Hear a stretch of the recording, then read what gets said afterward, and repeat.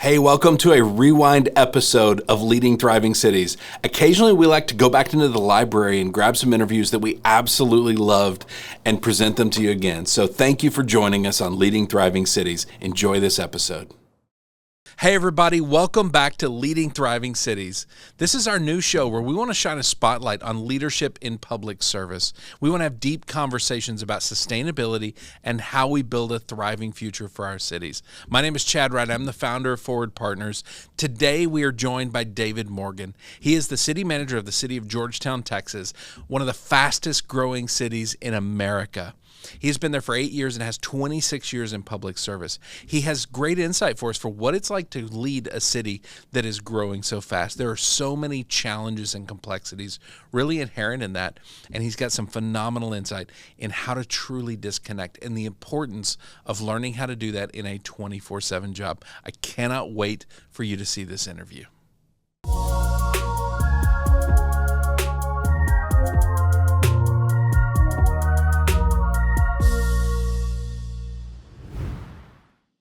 All right, David, thank you for being here on Leading Thriving Cities. So I want to just jump in with our first question because part of why we created this is for people to understand public service.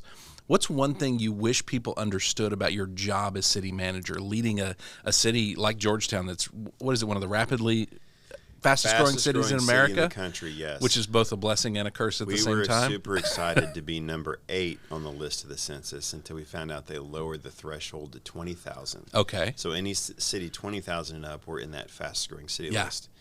And it used to be 50,000. Yes. So that's why we made the fastest growing city the last 2 years. Yeah. But we were the only city in the top 15, or one of the only cities in the top 15 fast growing cities that were over 50,000. So technically, we're still the fast-growing city in the country over 50,000 population. I'm excited. We're not trying to be. Exactly. I'm excited to learn about some of the challenges that come with that. Okay. So leading a city of that size, what's the one thing you wish people really understood about that role? Well, most people don't know what a city manager does at all. In fact, a lot of one of the most common questions I get is, do you ever think that you'll get promoted and be mayor someday? And they just don't understand. They don't understand the structure. Right. They don't understand the structure at all. Yeah. So it's although really Mayor just, Morgan, it's got a nice sound to it. I know. Well, that's the mayor of Round Rock. Okay. He's doing a great job. But no, I would say externally. So I thought about this question 2 ways. Externally, what do people think in the community, or people that just friends of mine, and then internally within the organization. So externally, I think people hear city manager and think that you manage the city, so therefore you know the detail of every question that I might have. Yeah. And what I like to say is that my knowledge is a mile wide. Yes. But it's an inch deep. Yes. That's it.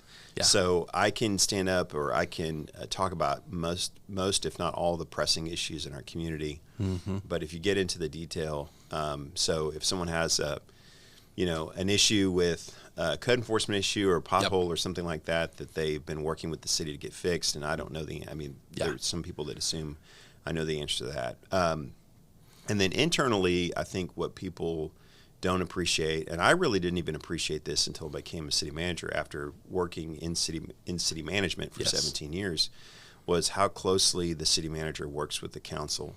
And if you go to a city manager conference and you hear city managers ask, catch up with each other, one of the first questions is, how's your council doing?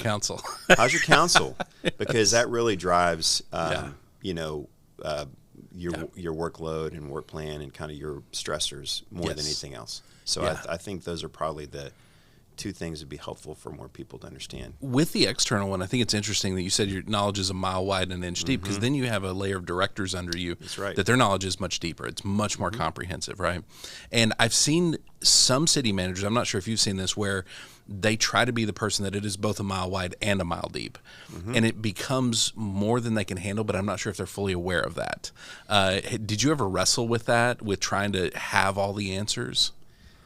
Sure. Yeah, absolutely. Well, and I think that there are times where it's really important to get more than an inch deep, right? Sure. So, for example, in Georgetown right now, we're working on contracting for additional water for our community and for our water territory for the next 50 years. Yeah. And so it's critical for me you need not a to lot. Right. I need to be very engaged with that level of a project and making sure that that I'm more than just an inch deep in that topic. So that's I the think fascinating part about your job, though, is it is 50 years from now, whether or not Georgetown has water will come down to the work you and your team are doing today. Thank you for tightening my chest right now. And 50 years from now, you're probably not the city manager. Nobody knows your name, but I will wake up at 3 a.m. and think about what you just said. Yes, but I think that's the interesting part, the exciting part about it, right?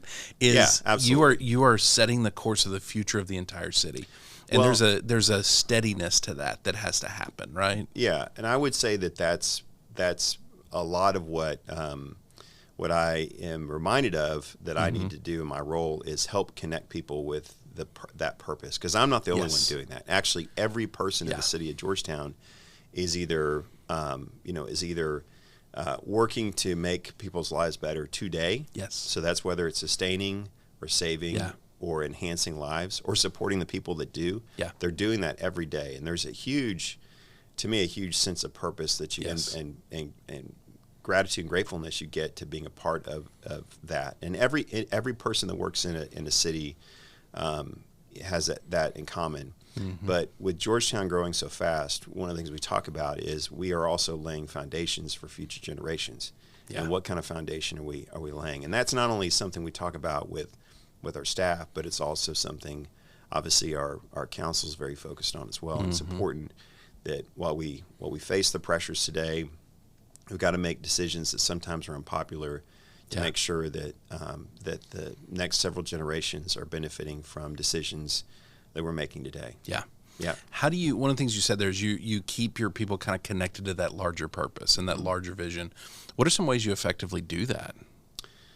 Well, I remind them. So, for example, we have, part of it's just engaging with employees.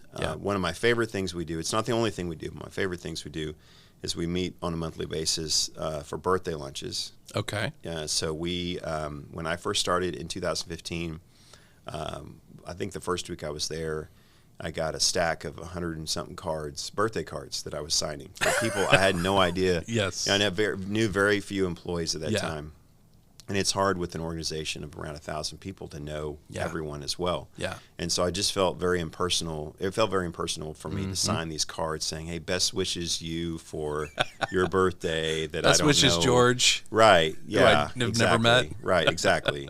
And so we created this birthday lunch to create a point of connection for people across the organization to be able to see the different services that are provided in the city. Because when you're head down working on making sure that there's safe drinking water, you may not worry about the electric utility or the parks department or anyone else. But I know that as our organization, we are better when we are aware of each other and as well as looking for opportunities to collaborate together. Because that's the best way to operate. So it's a way in which to gain better visibility for our employees. But it's also a chance to ask difficult questions of the city manager. So we do it anonymously. Didn't do that at first, and realized that the questions weren't as probably as meaningful as they needed to be for employees who might have real questions about things that are happening in the community or the direction our organization is going, or just a problem they see or something they don't agree with that they want to get a better answer on. So we have people submit questions, but that is the opportunity to talk about some of the most pressing issues, and then at the same time connecting them in to how they're making this community better and talking about what that looks like. I like that. Most people, when you get up in the morning, you turn the faucet on, you turn the lights on, and Georgetown has its own electric utility. People don't think about whether that's actually going to work. Right? They don't think about whether the water's actually going to come out. And when they put water in their glass, they're not worried about whether that's safe drinking water or not. For most people, they don't worry about that. Same thing with turning lights on. But in times of emergency, especially during things like Winter Storm Uri, the public really recognized how important safe drinking water, sustained safe drinking water, sustained energy is just for our own the ability to live. I think we all realized how much we take for granted. Right. But employees can be so focused in that way that they don't really think about, I'm sustaining someone's life. If I don't do this right, then people could get hurt. So having you at your level, be aware of that, because I think that's one of the number one jobs of leaders is connecting their people to purpose and saying you matter every day. Everything you do makes a difference. Having you at your level do that as you go down through the organization. You got your ACMs in the city manager's office, your directors. Do you equip them to kind of have that same mindset to do the same thing? I think it's really difficult. Yes, I would love for them to do that. It's an ongoing practice, right? I think, and this is, I didn't term this at all. I learned this, and I wish I remember the person that shared this with me. But they reinforced with me that as a city manager, and this is really any leader, you're also the chief meeting officer, right? Yes. So you might be the chief executive officer, but you're also the chief meeting officer. Yeah. And so I think, explain why. There's all sorts of resources out there where they talk about how important it is to connect people with the why of what they're doing. Yeah. So, we talk about the idea that we want people going home every day tired but fulfilled. Mm-hmm. And the tired comes from we work really hard, and we're very good at that. Mm-hmm. The fulfilled only comes from, did we have meaning? Did we have wins? Did we make progress somehow? And often you're right, they get so head down they don't even see it. But to have a leader tap them on the shoulder and say, hey, that was great work. You did good. It costs us nothing to do, but it's also one of the most powerful things we do. Yeah, and I think it's really important for people to feel that way. They've got to be enabled to do their best work. Yeah. And a lot of times they're not for a variety of reasons. It might be a leader that's not encouraging that person to do that. Yep. Or it may be an obstacle that's preventable that's no one's willing to address or able to address because it's just someone did that before and weren't able to fix it. So therefore, and so something that shared with me a long time ago that really stuck was, that the large majority of people that come to work, and it's not just cities, just in general, come to work. They want to do a good job. They want to make a meaningful difference. Yeah. But if there's a small percentage of people that don't want to do that, it's a small percentage that for whether they're disengaged or actively working, disengaged, actively disengaged, working against the organization or against the employee group, then that majority of people that are coming to work will be less engaged. They'll say, well, if that problem's not getting addressed, then should I care so much? Yes. Right. I see that all the time where it's, well, if they're not doing their job, why should I do mine? Right. And that's really hard, and that shows how important it is as leaders to address those things. Yeah. 100%. And often it's, we don't necessarily know how, or we don't feel comfortable doing it. And a lot of it comes down to personality. Like, I may not be a confrontational type, so I'm just going to let it ride. But that kind of is a good segue into our second question. So you were telling me before we started recording that you've been in public service for 26 years. You spent 18 years with, was it Richardson? 17 years with Richardson. 17 years with Richardson. Now you've been city manager for 8 years in Georgetown. Job hopper. Big job hopper. You like some stability, don't you? Two organizations over 26 years. Which in public service is pretty impressive. That is pretty uncommon. I'm very fortunate. It's just very fortunate to be able to have that happen. Yeah. Well, along that journey of 26 years, what's one of the biggest kind of internal things with you that you've had to overcome to progress through your career? Oh, this is a great question. So I think that probably the first thing that comes to mind is just recognizing I am, and you've helped me with this, remind me of this, but I'm a big achiever. I like to get things done. I like to accomplish things.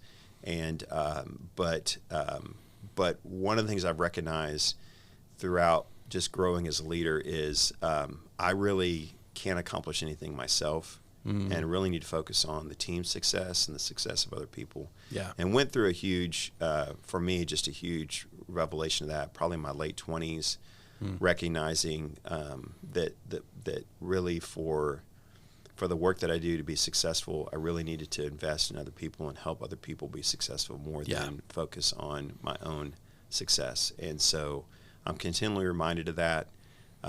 Was your late 20s kind of when you transitioned into some sort of leadership role? Exactly right. Yeah. So it went from I'm going to make the widget every day and I can be successful alone to now I'm leading people that make widgets. That's right. Okay. No, that's right. Okay. And that's an ongoing practice, isn't it, of reminding yourself it's the team. Well, and I see this. I think that's the one, and you talked about that earlier. Like, have you found it's harder as you get, at a higher level in the organization, not to be the primary doer of, it's letting go of a comfort zone. Yes. You've learned to be successful by achieving things individually. You're good at it. You've been rewarded for it, so much so that now you're rewarded into a role that you shouldn't be doing that anymore. Yes. Yeah, and so that's such a hard transition for leaders to make. That's right. And so being able to, and we see this, we have within our organization, I love that this has been a track record for Georgetown. Yeah. It is not uncommon. In fact, it's probably more common for a director of a department and organization to be a first-time director in that role. Yeah. And so love that there's an opportunity for people Yeah. to grow that way. But I see that as a struggle, really hard from, hey, you can't, if you're chopping down a forest, one, you gotta, the Covey thing, you gotta sharpen your saw. Yep. You gotta take a break to sharpen your saw, but also you have to stand up somewhere high to be able to make sure that you're actually taking down the trees that you're supposed to be taking down, and not taking down the trees that you're not, and you know which direction you're heading. Yeah. And you can't do that unless you take a break, sit from a different vantage point, and do that for your team. And so I'm continually in the process of that. More comfortable in that role because I've been in that role for a long time. Right. But even then, there's always more to continue to progress. This is going to sound crazy. I'm ready for crazy. I miss doing my own PowerPoint. You're one of those nerds? There's something about the creative process, of telling a story to the council, to the community, and about how that's done. And I look at PowerPoints or I look at presentations all day long. Yes. Look at memos. And so, but I am not the creator of it. I'm typically I am almost always the editor of it and working to make it better, which is great. But I still miss it. Is there ever an opportunity to just say, you know what, on this one, I'm just going to do it. I'm going to be that guy. Spend 3 hours, knock it out. I can tell you over a 12-month period of time, I probably developed 2 PowerPoints myself. Yeah. And just in the role that we have within our organization. So I'm not trying to say that's for every city manager. Someone listening to this is going, that lazy person. I mean, he doesn't do work. I'm like, I'm doing it. Believe me, I have a lot of work I'm doing. I just am not the one because that's not my primary role. My primary role is to kind of be a conductor of an orchestra and to and to lead with our council. Yep. Yeah. One of the things you talked about was the idea of sharpening your saw, and sometimes that is I need to learn new things. I need to grow in new things. Often it is I need to disconnect. I need to rest. Why are you doing this? I know, but I will say not on this. These aren't on the questions. I will say I showed up to Georgetown a few months back to do a personality thing, and I didn't know this, but you were on a vacation, a good one, and I just asked the staff how you were doing, and they're like, he's on vacation. It's great for him to get away. Like they want to see that. I said, well, how's he doing with disconnecting? They're like, he's working on it. And so you're in a 24/7 job, right? And I think there's this common belief that it has to be 24/7 and there's no other way. But you're starting to try to model to your team, hey, we need to disconnect. Yeah. So how is that going? How are you wrestling with that? Well, okay. So I'm doing okay. I would just say this. I have about a year and a half ago, maybe or so, about a year and a half ago. No, it's been longer. 2.5 years ago, I went to a conference to speak. I was going to speak at a conference about a program we were doing, and decided to get there early just to benefit from listening to other people. Yeah. And there was a therapist that was talking about chronic stress, and I had every symptom, not just lightly. Yeah. I had heavy doses of every symptom, and it was a huge wake-up call for me, just about how I'm handling chronic stress in my life and how it's showing up for me as well and burning me out, but also affecting the people around me. So I actually have a check I've developed. It's kind of led me to all the way to getting down to a checklist of certain things I do in order to, on a weekly basis, in order to manage chronic stress. And that includes, a spiritual component, a gratitude component, because I'm so focused on addressing problems that and what hasn't been achieved yet. Right. Yeah. That if you don't take a step back and recognize the things that are going well, that it really warps your perspective. Yes. So it helps with perspective, as well as making sure that I'm taking time to express gratitude to other people. It's about taking time with just physical health, as well as spending time with friends. So it's all of those things that I kind of manage on a weekly basis, just so that I attempt to show up as my best self every day. It includes, like, I'm supposed to be patient all day, 5 out of 7 days. I don't do 7 out of 7. What does patience look like for you? Well, it just looks like not getting frustrated in a meeting and saying something that I'll later regret. Yep. Because I'm in a role of authority where I have I shouldn't do it, but I have no one's going to call me out on it. Yeah. And every word has massive weight. Yeah, exactly. Yeah. And so so having much more self-awareness and trying to discipline around that. But in order for me to do that, I have to be in a place where I'm showing up well. So that's kind of like the final measure, I think. All these other things that I try to do on a daily or weekly basis that leads to me being able to show up and being present, and then not being in the midst of problems, not trying to short circuit something and lose my patience. And so that's kind of the ultimate measure of how I'm doing. Now, I am not avoiding your question. No, you've given good answers. Okay. But you asked, like, taking real breaks. And so I am taking breaks. I'm not great at the one thing that you and I can disagree on, and it's okay, is I'm fine if you want to be wrong. It's not a problem. Yeah, I know. And I'm like, so that's your opinion, man. So is like, I took a week's vacation in the spring, and it was awesome. We played golf, and which is one of my hobbies, and got away. Great. But I did check email every day, not because I was anxious about it, but because I just don't want to face. I probably, I don't know mountain when you. I don't get even back. know how much email I get a day. It's hundreds, and so. So it's just practical for me to take 10 or, I didn't spend all my time on my phone worried about it. Well, and here's the interesting part is it's not, the way you're doing it, it's not a bad thing.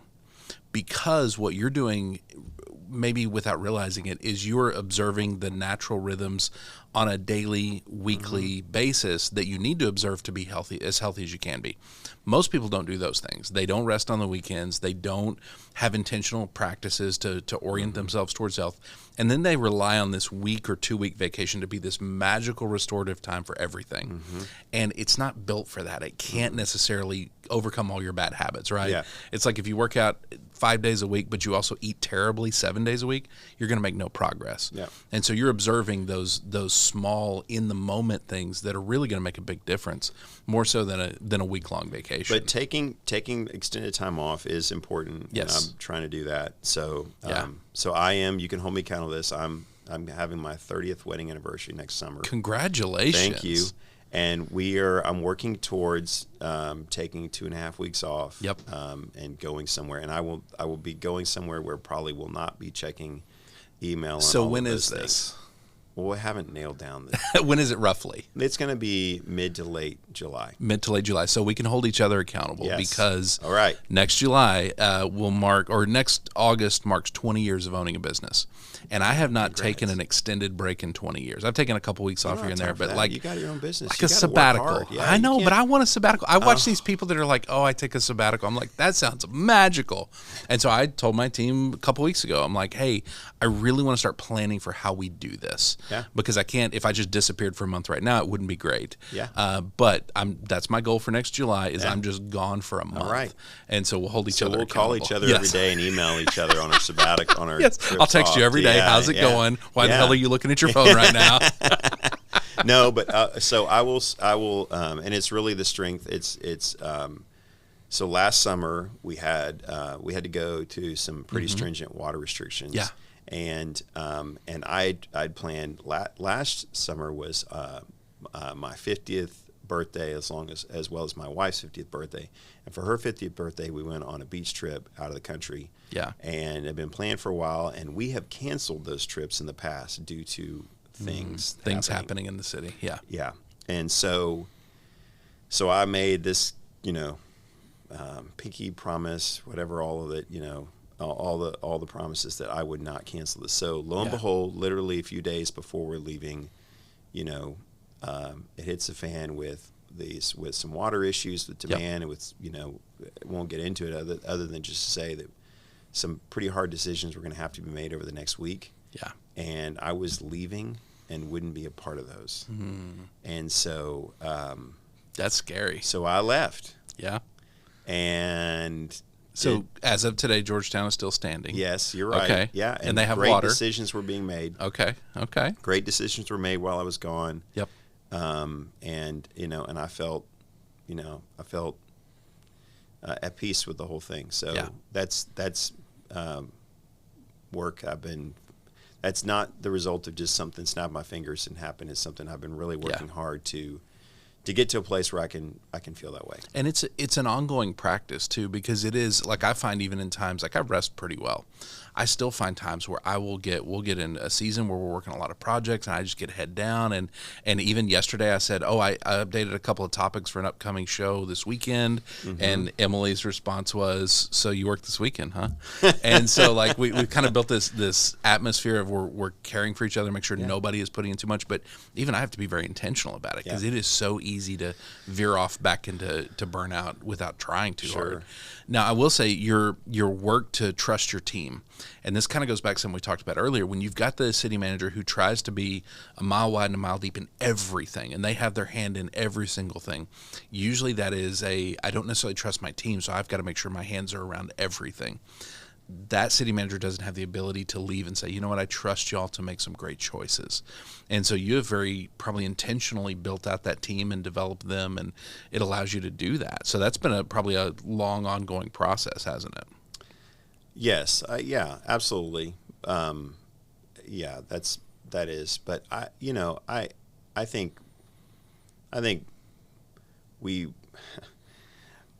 that I've been in that place for a long time, so I don't think that's really been the obstacle. I think it's been more about me, and just being at the place where, and really, actually, really, what drove the kind of the switch that changed for me was recognizing how ineffective I was being, or that I'm not being the best leader for other people if I'm not doing these things to keep me healthy. And part of that is taking breaks. Part of that is, practicing what I preach, which is helping people, letting people thrive in the role that they have. We were asking them to do. Yeah. That's beautiful, because it is, like you said, it's an ongoing practice. And I love that as leaders, that development, all the challenges we really run into are probably internal. We think it's external, but really it is, can I learn new ways of thinking about things, and can I rewire my perspective? And that makes a difference, but it's so hard to do. But I don't, it might, the sense of the thing, kind of the struggle that city managers might have with control, because I think that's a lot of like wanting to say be a mile wide and a mile deep is kind of a control thing. And there can be all sorts of motivations behind that, right? So including pressure from the public, from council. Like, some people expect that of a city manager. I didn't realize. I've worked for a city manager, like reported directly to a city manager or deputy city manager my whole career. For 17 years, did that. So and worked a lot and worked closely with city council members on various issues. And so when coming into the city manager role, I thought, well, I know this, right? That's what everybody thinks. Yeah, but when you say something that you think is funny, and it probably is funny as the assistant or deputy city manager, it may not be funny as the city manager. Yes. Yeah, it's a different world, isn't it? It's a different world. There's things that you think I even literally think my heart's in the right place on this, and man, that did not come across the way that I thought it was supposed to come across. Yes. So just kind of controlling yourself in that way. But the other thing that the biggest surprising thing was, and this is not a criticism of council members, but I mean, 90-something% of council members have no background in city government at all when they're coming on board, right? So they could be business leaders, obviously, community leaders. Usually pretty accomplished in their own way. Absolutely, So this is not a criticism, but they just don't know anything. So this realization that we have 7 council members, the realization that my bosses are 7 council members who have no background in city government, who really don't, they see probably, I don't know, under 50%, maybe even under some days under 25% of actually what I do to be be successful in my role.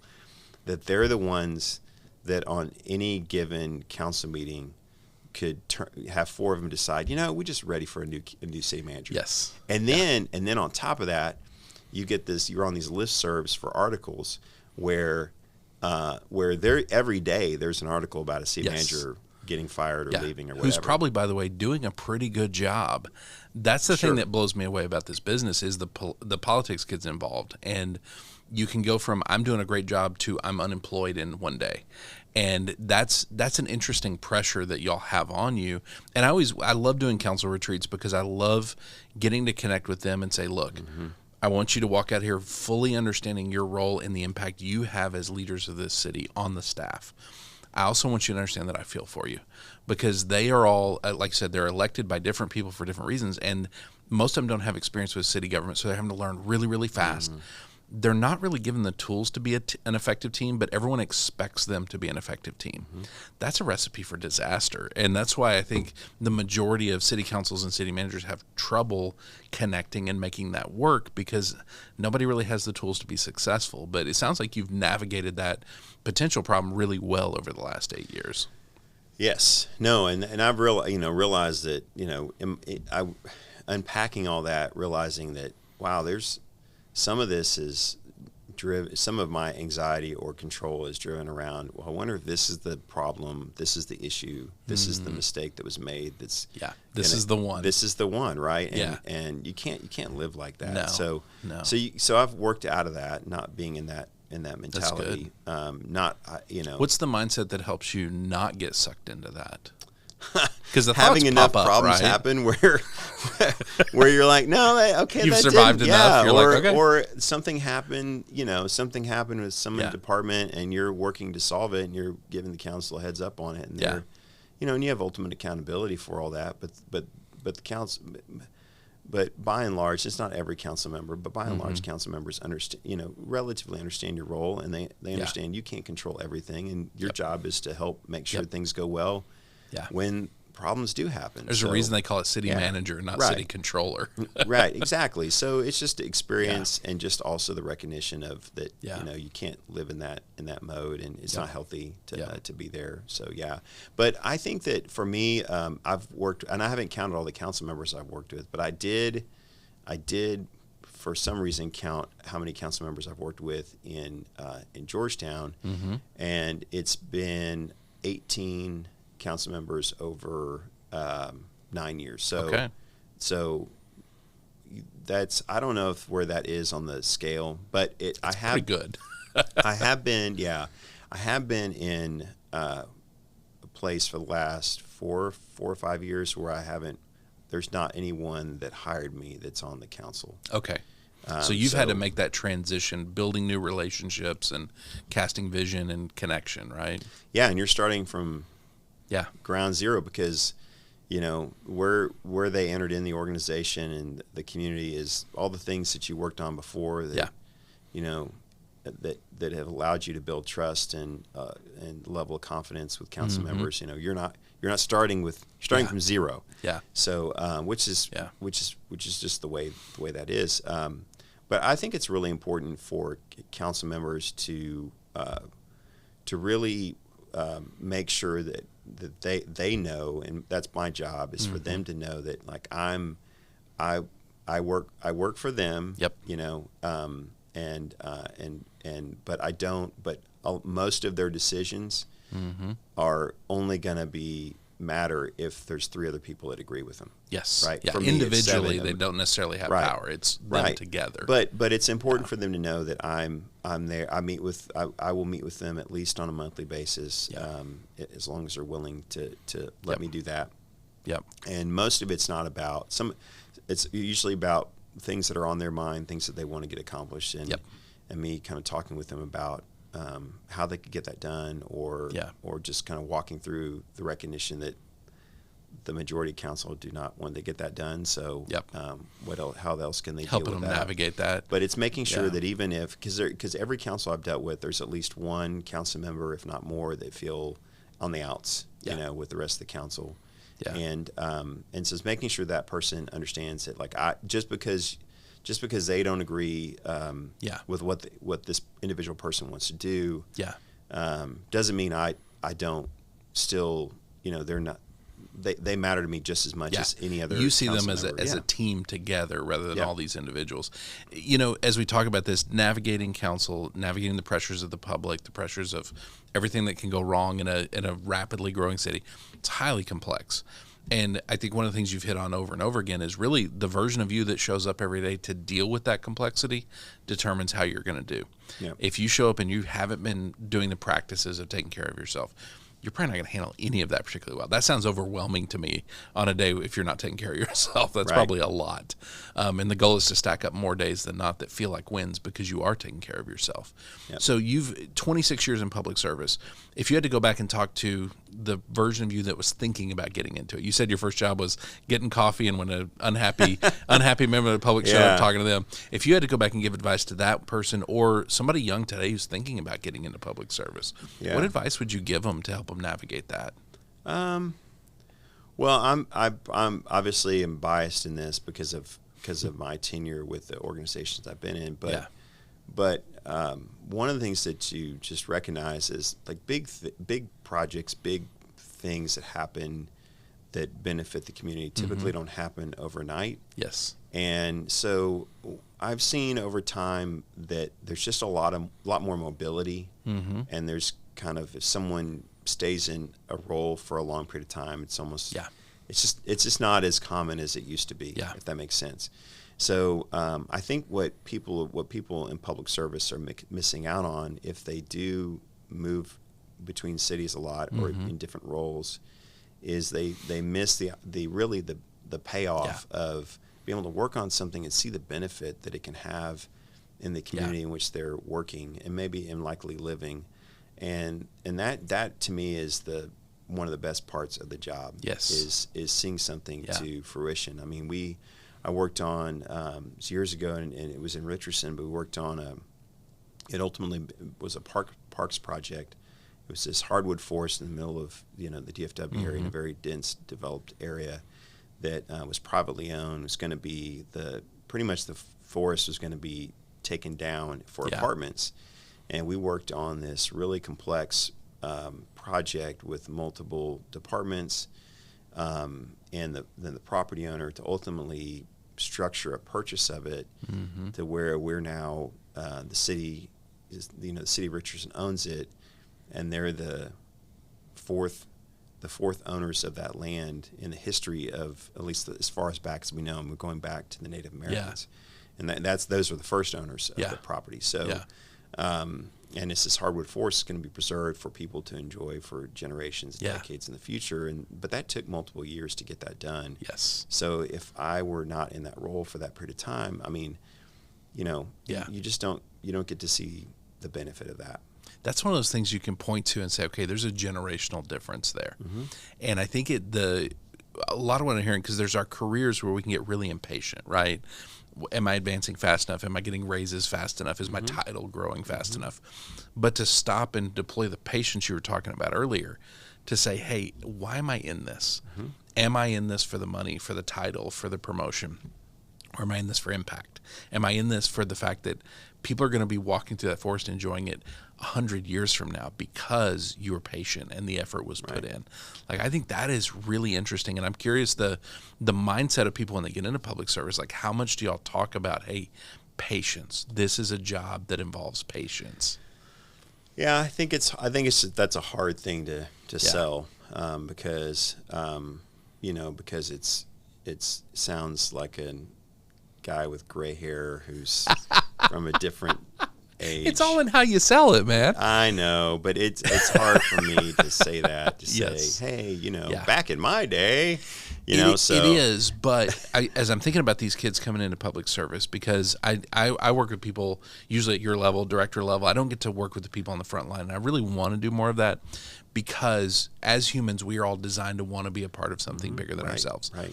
And while it may be us gray-haired old men sitting here going, guys, really focus on the future, focus on generational impact. Yeah. The thing I've learned is if you tell that story that is bigger than us over and over and over and over again, something eventually switches. Even if the first time they hear it, they're like, that's BS. Like eventually they can start to come around, but it takes that repetition. It's back to what we talked about before, which is, connect people to the meaning of what they're doing every day and what they're doing for the future. Yeah. But I also think it's helping. I think the better way to focus on it is to find ways that because what I find is people. This is every age, but even more so, younger generations they're very very much want to grow and want to have, they're constantly wanting to look and develop and look at new things and learn new things, which is awesome. Yeah. So how do we allow someone to do all that? Yep. While still being in a role they're very much needed for multiple years. Yes. And so that's why we've done, we've invested quite a bit in within our organization in doing development work. So whether that be lean training that we ask everyone to do, we have emotional intelligence training, we do we have an engaged leader program. We're on the 7th year of doing that, where people at any level in the organization can apply to be a part of that. So we fund and support all of those things. Yep. And it makes a huge difference too. Yeah, I can just tell you from the outside coming in, it's funny, we talk all the time about how much we love working in Georgetown because y'all's people respond with a hunger going, oh, let's learn more, let's do more, let's grow more. Whereas sometimes you're coming to organizations going, okay, let me convince you that you need to grow, that you need to do, and that y'all have that culture of growth already built in because you've invested in it. Yeah, no, and I think, we just need to, there's lots of dials to turn to make sure that we're doing that in a way that, because every employee may not want to do a full engaged leader program, but they're willing to do something else. Yeah. And so we just need to give a lot of opportunities to give feedback to help them, equip them, as well as equip the organization to handle the sticky problems, so that we lower the frustration level. We're a Gallup organization, and do a engagement survey once a year in order to be able to kind of give some measurement around how we're doing in that area, and also there's good follow-up to have teams work on ways to improve. And so there's just a lot of things that we're doing to give people opportunities to grow, stay engaged, for us to measure where we see disengagement, and it's just ongoing work. You're never at the mountaintop on that. You're always just climbing the mountain. I love that. Well, one of the things, one of my theories is that a city can't thrive unless the city staff is thriving. And often we are doing way too much with way too little. There's not enough resources.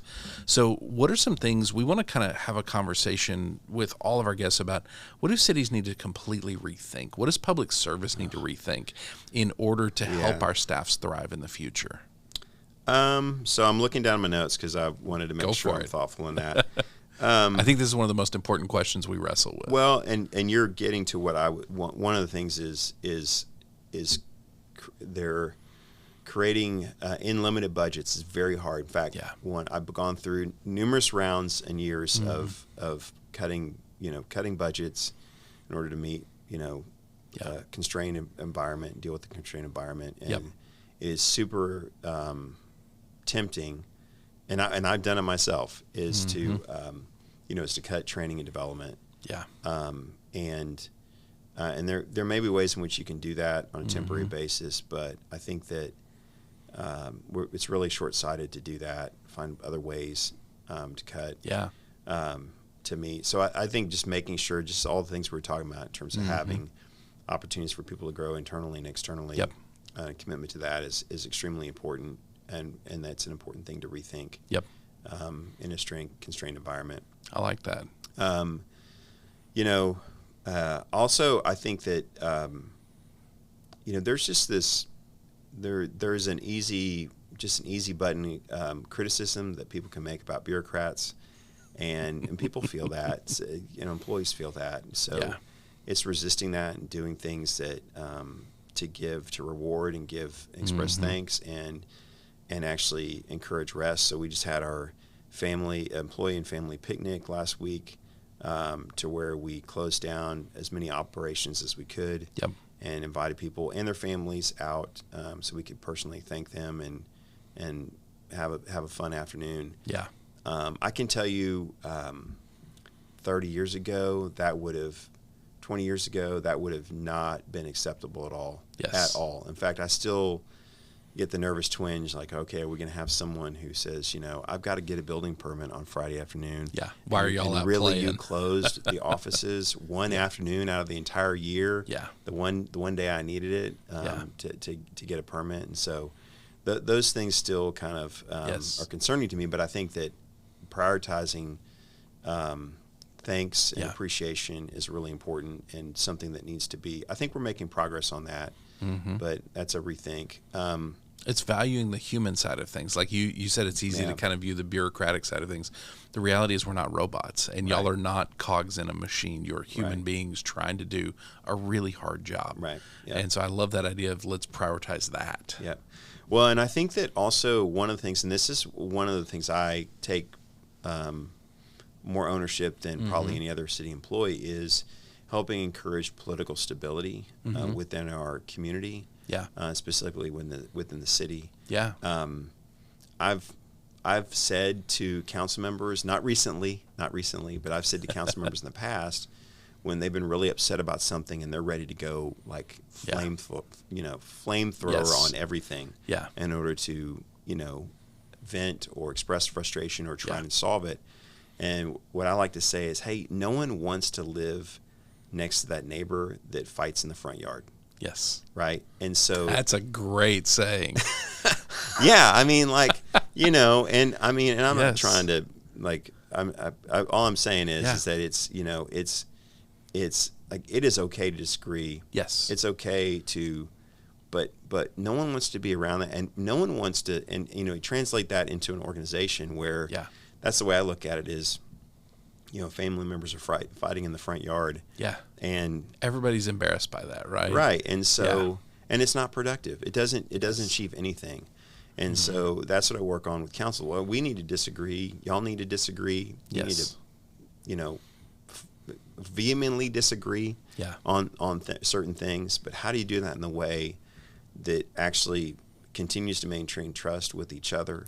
But also maintains the level of trust and professionalism with staff, and if you want this to be a great organization, a great community, you need to be led by great leaders, and you do that not by being a bad place to work, or not by doing it to where every council meeting when you come up and have a staff member come up and present, it's a time to their time in the quote unquote Shark Tank, and that is a unhealthy way to look at it. So that's, I feel like it's my job to help meetings go well. In fact, I remember it was not always that way in Georgetown, and I'm not trying to. We've worked collectively. We've worked a lot to try and be in a better place. But I remember one of the first council meetings I was in, and we had a person presenting on a topic. I can't remember the topic, And but I remember who it was. It was an employee who'd worked for the organization a long time. And they were presenting, and one of the council members asked a question that wasn't really on topic. It was actually a little off topic. And this person paused, and I've been there. I've sat and I've presented, and it's an intimidating thing to do. Yes. And they stumbled a little bit in their response because they were prepared to talk about something else. Yes. And I could feel the mood change on council, like, oh, yeah, it's almost like blood in the water. Yes. And all of a sudden you got a couple other questions, and at the time I was sitting at the end of the dais, and I remember going like this, looking down at the mayor, and this is my first council meeting. Yeah. Going like this. And also in your head going, is this the one that gets me fired? Council meeting? No, that wasn't it. This is me going, what is going on? Yeah. None of this is helpful. Yes. And so I'm, doing that, and I felt like I was doing that for 30 seconds. I probably wasn't. But I'm like, I'm here. Yes. I'm actually at this meeting. Yes. Can you recognize me? Yeah. And I remember the mayor looking, oh, Mr. Morgan, would you like to say something? And I said, yes, let me. And I basically said, hey, this is not the topic we're here to talk about, but these are important questions. Why don't you let us do some research? Yeah. We'll come back and we'll present on it, or we'll follow up with y'all, just send you an email about this. And and they were like, oh, okay, thank you very much. Yeah. Like all of a sudden it just, everything went back to, okay, we're going to focus on this topic. Yeah. And what I didn't know at the time is, and this is not being critical of anyone else, but just the culture that had formed was not a common thing to happen. And that that's fundamentally what we do. Yeah. As in my opinion, as the city manager, is we are helping. We're that connection between staff and council, and we're there to help things go well on both sides. Yes. Well, and I think the idea of rethinking the political side of things, because I think you're right. I've seen more and more the national politics come down even lower, and it's created these divides on councils. Sometimes it is in the past. I think divides on council were, hey, I don't really think that we should do this thing with this park or this road. Well, I think we should. And as the national politics come in, it's like, well, you're different than me, so you're automatically bad, and I have to oppose everything you do. And so I like that idea of city managers, and again, this puts more pressure on city managers, but to be the one that says, hey, can we keep that out of this as much as possible? Because we're focused on the future of this city. Yeah, and it's about relationships, I really think. So when I started in 2015, I decided to host a couple barbecues at my house just to say thanks. Yes. And one of those was with the council and their spouse, just purely social. Yes. And or significant others, and just invited them to the house. Yep. And several of these council members have been working on council for a while, and their spouses were introducing themselves to each other. They had not met. Yeah. And I'm thinking, yeah, and it was very different culture in Richardson. That was not the case. Yeah. In fact, in Richardson, I used to host we would have a council meeting that would end early so we could go watch the national championship football and basketball game, NCAA, championships together, because people enjoyed being with each other, and there's this kind of thing. So and that doesn't mean that they didn't disagree and they had to have issues. They had relationships. But the relational piece is huge. Yeah, and so recognizing that I'm sitting there in this new city, in this new role, and these council members who have been working together for multiple years, probably only spend time on the dais at a council meeting. That's it, together. And there's so many important things to work on that, not that they need to be buddy and best friends, or that's not it at all. But to have some relationship, as a foundation. You've hit on what Simon Sinek talks about what's gone wrong in Washington. Is back in the day when you were elected, you took your family to Washington with you. And so you would spend all day in Congress griping at each other and disagreeing and going back and forth. And then you would go sit next to them at your kid's baseball game, or you would go sit next to them at church. And there was a relationship there. And because there was a relationship, we could find a middle ground. And I think with councils, that's such an important insight of how can we gather them in ways that are not violating Texas law. Of course, right. But we're gathering in a way that is just strictly relational. There's so much value in that. And I think that's what most councils are missing, which is why a lot of them are very contentious. Yeah. No, it's just recognizing we're all humans. Yes. Right? So we're all flawed. We all have problems. Yes. None of us are perfect. Yeah. And it's helpful when you see that person that way. Yeah. That it just helps with being able to, be able to get through some tough issues and still, still get on the other side and still are able to work together. So what do you say to the city manager who's like, my council hates each other? What can I do to try to get them to be more relational? Is it barbecue? Is that the answer? I think it's going to be I think it's really going to be just depending on the situation. Yeah. I think that there are times where there's so much it depends on the situation, right? Yeah, so it depends does. on, for me, it was fortunate in that when I was hired, they all kind of came together to select a city manager. So there was something in common that they had. They had just worked together on a big project. Right. And there was, and also, Yeah. we were all in the honeymoon period. They wanted to be their best selves, and I wanted to be my best self, and all that stuff. So it's like, yes, come over for a barbecue. Invite your spouses, and maybe. So it was kind of the perfect time for that. Right. Okay. So there's timing, and I think that's, someone told me that. I forgot I need to attribute more stuff to people. So the way I deal with it is like, I didn't come up with this, so don't quote me on it. But someone said, it's in the good times. John Albanian was a longtime professor at University of Kansas. But he said, the times to work on building relationships, to work on creating processes to allow for good governance is during the good times, not during the hard times. Because it's during the hard times that you need to lean on that work that you've done. So we meet on, when we do our council retreats and do our goal setting, what we do every time is we talk about governance first. Yeah. And governance is really about, how are we going to work together? Yes. How are we going to work with the public? How are we going to work with staff? What are the things we're going to personally do to commit to that? Yep. And how are we doing with that? Yes. And then we go on and adopt it as a governance policy, and then the council adopts that governance policy. And then it's something they hold each other accountable to. Yeah.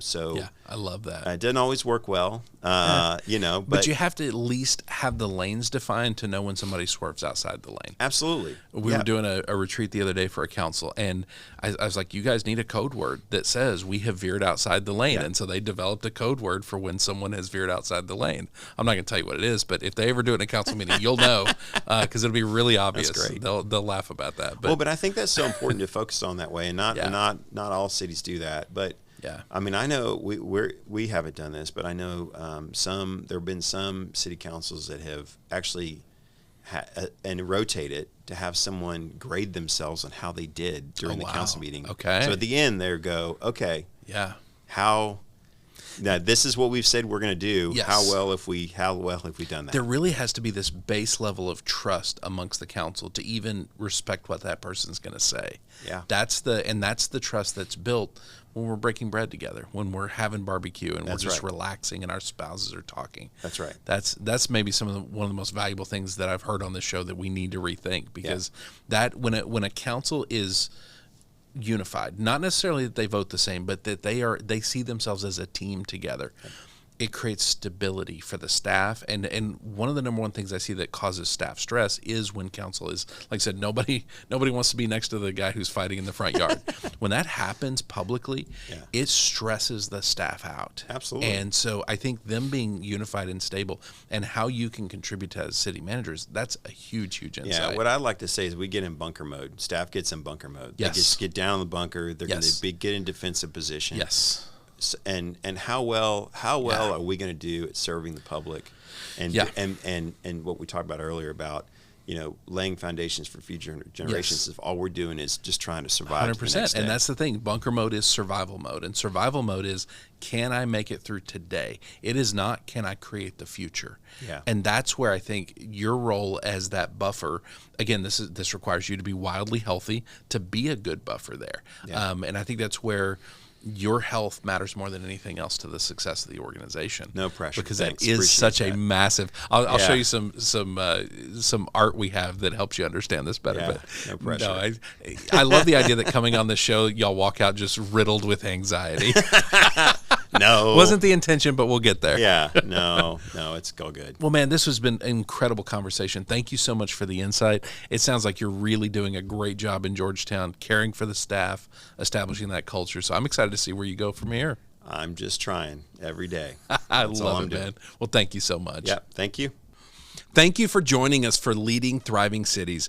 We are dedicated to giving away everything we teach and, importantly, everything we learn while we're on the ground partnering with cities to develop healthy leaders and thriving teams. You can find all of that leadership development content on Facebook, Instagram, and LinkedIn. Just search for @ForwardPartner. You can also find more information about what we do at forwardpartners.net.